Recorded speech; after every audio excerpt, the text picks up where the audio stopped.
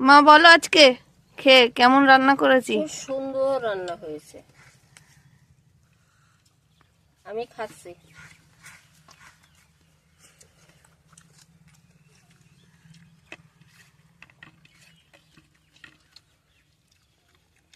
ভালো আছে? খুব সুন্দর হয়েছে। এই যে আমার মধুর মতো মিষ্টি গোলাপের মতো সেন্ট। ভাল লেগেছে? অসাধারণ অসাধারণ। আমি যদি একটু দেখে নিই।